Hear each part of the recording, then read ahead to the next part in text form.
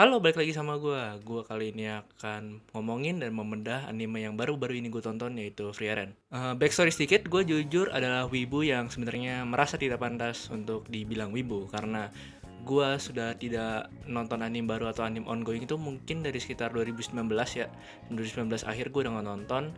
Dan ya gue udah nggak bener-bener nggak nonton anime baru aja. Anime lama masih gue tonton, tapi anime baru udah jarang banget gue nonton. Paling gue ngikutin dari season-season yang kemarin, tapi itu juga nggak semuanya. Ada banyak banget yang gue drop, kayak cuma beberapa doang yang gue ikutin. Kenapa begitu? Karena menurut gue di zaman itu sampai zaman sekarang bahkan anime itu punya formula yang gitu-gitu aja, yang sama aja, dan membuat gue bosan dan udah cukup muak lah. Jadi si Frieren ini animenya baru tamat beberapa waktu lalu, dan karena baru tamat jadi gue maraton animenya karena gue lebih seneng maraton dibanding nonton ongoing. Walau gue udah gak nonton anime, tapi gue tetap ngikutin kulturnya. Gue masih suka kulturnya. Gue main game Wibu atau JRPG, tapi bukan game gacha karena gue udah kebetulan gak untuk game gacha 1 tahun ke belakang. Ini ada Shiroko dan ini ada Theo. Walaupun dia bukan punya gue, tapi gue tetap suka merchnya. Gue tetap menjadi wibu lah gitu. Dan gue punya gantungan kunci motor yang bergambar Kita-chan ya. Jadi ortu gampang dikenali kalau gue wibu karena gue bawa gantungan itu kemana-mana. Anyway, daripada itu gue mau bahas tentang anime Free Eren. Anime baru ini gue tonton. Kenapa gue mau bahas anime ini? Karena anime ini mampu mengembalikan kecintaan gue dan mengingatkan gue juga kenapa gue jatuh cinta sama anime, kenapa gue mulai nonton anime, kenapa anime itu menjadi bagian dari hidup gue pada waktu itu, dan akhirnya gue sampai lepas lagi gara-gara alasan yang tadi. VR menurut gue bukan cuma anime dengan tema fantasi dengan main karakter yang OP gitu. Ya, main karakter memang OP benar, cuma dia tidak menggunakan formula yang pada umumnya yang gue bilang di awal, sehingga tidak merasa sehingga merasa refresh dan worth to watch bagi gue. Karena jujur anime zaman sekarang tuh kayak formulanya sama-sama aja. Mau itu OP gara-gara kejedot pintu, masuk empang, direinkarnasi jadi motor beat karbu gitu kan, atau mau direinkarnasi juga pakai Avanza manual yang nggak CVT gitu. Sama aja gitu formulanya ujung-ujungnya. Awalnya doang yang beda, tapi ujungnya lama-kelamaan tuh sama isinya gitu. Cuma beda packaging doang, rasanya sama. Mau itu nama jurusnya apa, si kereta cepat ketabrak mobil gitu, atau mungkin nama jurusnya nabi berkeliling dunia gitu kan, juga sama aja gitu. Ujung-ujungnya itu juga yang membuat OP itu. Hal formula itu yang membuat gue enak, tapi tidak dengan Free Eren yang mampu membuat gue ingin menontonnya tanpa dengan rasa bosan sekalipun yang muncul di kepala gue atau waktu gue menonton si anime ini. Oleh karena itu, di sini gue akan membahas tentang bagaimana Free Eren dapat mengeksplor keabadian dan menghargai makna kehidupan, dan bagaimana mengembalikan kecintaan gue terhadap anime.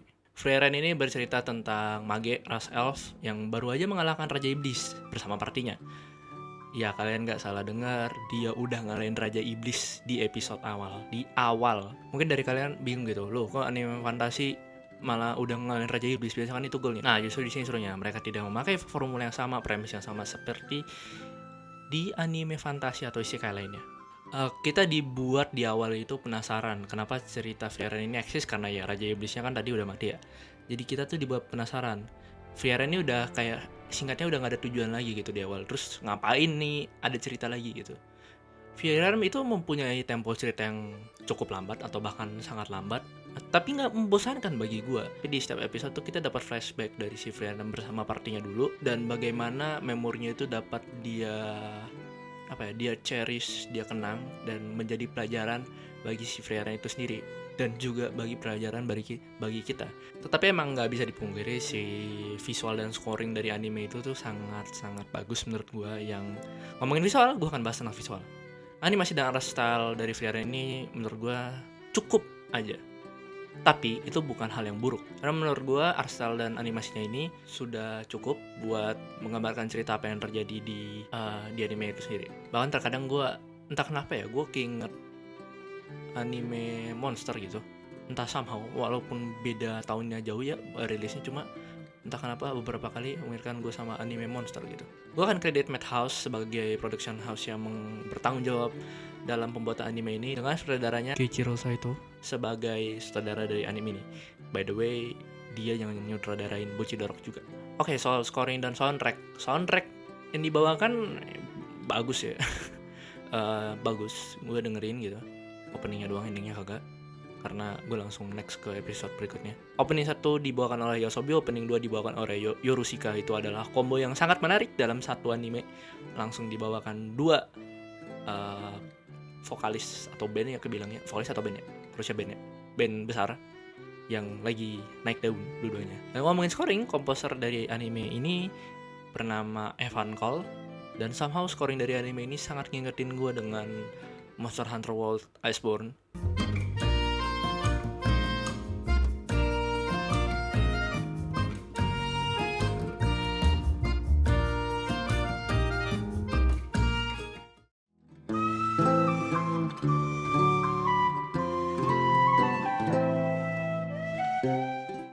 Walaupun setelah gue lihat bukan dia yang nge-compose lagu DMHW, cuma mungkin punya tema yang sama aja atau rasanya sama gitu. Tapi itu bukan hal yang buruk, karena skor yang dihadirkan sangatlah pas dan sangatlah masuk ke dalam tema yang dihadirkan juga oleh dari anime itu sendiri. Seperti yang tadi gue bilang, cerita Frieren itu akan bolak-balik flashback ke zaman dimana Frieren masih bareng party yang lama sama zaman sekarang, gimana dia udah punya party baru dan ada murid baru dan party baru lah pokoknya. Flashbacknya terjadi di setiap episode, tapi itu bukan flashback yang nggak penting, flashbacknya penting, meaningful, dan impactful. Kita bisa ngambil pelajaran dari flashbacknya bersama si Frieren juga ngambil pelajaran dari flashbacknya. Kita dibuat belajar mengenai kehidupan bersama si Frieren itu sendiri. Seolah-olah Frieren itu digambarkan sebagai kita sendiri, audience, untuk saling belajar bagaimana arti kehidupan, immortalitas, dan menyimpan rasa kenangan itu sendiri. Gue akan membahas satu detail yang menurut gue cukup bagus ya, dan mungkin ini menurut gue aja teorinya atau detailnya, cuma ini gue sangat suka. Kalau misalnya salah ya oke.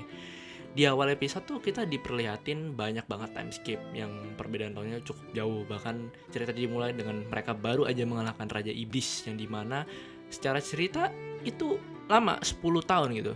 10 tahun Frieren tuh bersama partinya, itu secara cerita tuh lama banget bagi manusia, bukan bagi Frieren yang beras elf. Frieren ini rasnya elf, jadi dia punya umur yang sangat panjang, sangat panjang banget ya. Dan bagi Frieren sendiri, 10 tahun ini adalah waktu yang sangat-sangat singkat. Tapi pas dia mulai ngelatih si Fern, atau lebih tepatnya pas gurunya Fern meninggal, si Hayter, time skip yang dihadirkan tuh loncatnya nggak begitu jauh gitu, kayak cuma beberapa tahun gitu. Bahkan setelah Fernnya udah gede gitu, itu time skipnya bahkan kayak bener-bener nggak ada atau minim banget. Selain emang buat kebutuhan cerita jelas, menurut gue ini menggambarkan bagaimana Frieren itu sendiri mulai menghargai kehidupannya bersama muridnya dan partinya yang sekarang. Dia mulai menghargai momennya bersama muridnya dan juga partinya, dan dia mulai peduli juga terhadap partinya. Dan bahkan dia mulai sangat peduli terhadap orang di sekitarnya, terutama Fern, dan bagaimana dia menghargai momen-momen penting bersama partinya yang sekarang. Balik lagi ke manusia, ketika kita bersama orang yang penting, yang benar-benar menurut kita penting, kita akan menghargai waktu itu. Kita akan cari kenangan bersamanya, kita akan mengingat momen bersamanya. Frieren diberi waktu kehidupan yang sangat lama, dan dia menyesal karena tidak begitu mengenal partinya, terutama Himmel. Nah, oleh karena itu, dia ingin mengenal lebih jauh partinya yang sekarang, dan menghargai momen-momen hidupannya bersama partinya sekarang. Hal itu membuat waktu terasa lama bagi Frieren bersama partinya yang sekarang. Hal seperti ini yang membuat gue tertarik terus nonton anime ini. Dan sampai akhirnya anime ini mampu mengembalikan kecintaan gue terhadap anime dan mampu mengingatkan gue terhadap kenapa gue jatuh cinta terhadap anime. Hal-hal seperti ini yang punya impactful, yang punya meaningful gitu, yang membuat gue jatuh cinta terhadap anime pada awalnya. Anime itu tidak terbatas karena animasi di luar kemampuan manusia. Mereka bisa berkreasi sesuai imajinasi mereka dan tidak ada batas. Dan Frieren mampu menggambarkannya dengan jelas. Frieren ngajarin kita supaya kita manusia lebih menghargai momen-momen bersama orang di sekitar kita, lebih menghargai memori-memori yang kita buat, lebih menghargai kehidupan yang sedang terjadi bersama orang-orang di sekitar kita. Frieren ngajarin kalau waktu itu bisa terasa sangat singkat jika lo nggak menghargai momen-momen di sekitar kita. Jadi hargailah momen-momen kalian bersama orang-orang penting di sekitar kalian. Frieren ini ngajarin kita kalau cerita itu nggak perlu twist, nggak perlu animasi yang bagus banget, nggak perlu ratusan episode buat ngajarin makna kehidupan dan immortalitas itu sendiri. Sampai saat ini Frieren menduduki peringkat nomor 1 di MAL, dan seingat gue udah bertahan beberapa bulan ya. Ini cukup kejadian yang cukup langka sebenarnya. Ya mungkin segitu dulu ya buat pembahasan gue soal Frieren kali ini. Kayaknya udah yang gue bahas cukup banyak ya. Oke, segitu dulu ya buat video kali ini. Video ngebahas Frieren. Menurut gue udah sangat cukup gue ngebahasnya. Mohon maaf kalau banyak yang gak jelas ya, kurang jelas itu kata-kata atau segala macem. Oke, mungkin segini aja video untuk kali ini. Terima kasih udah menonton, terima kasih masih menonton, terima kasih masih subscribe walaupun gue benar-benar jarang upload. Gue mungkin bakal bikin video pembahasan kayak gini-gini lagi untuk kedepannya untuk nyampaikan opini gue. Dan kalau kalian suka dengan video ini, jangan lupa like, share, dan subscribe channel ini tentunya. Dan juga jangan lupa komen kalau ada pendapat kalian soal anime ini. Oke, sih dulu untuk video ini, dan sampai jumpa di video berikutnya. Yo!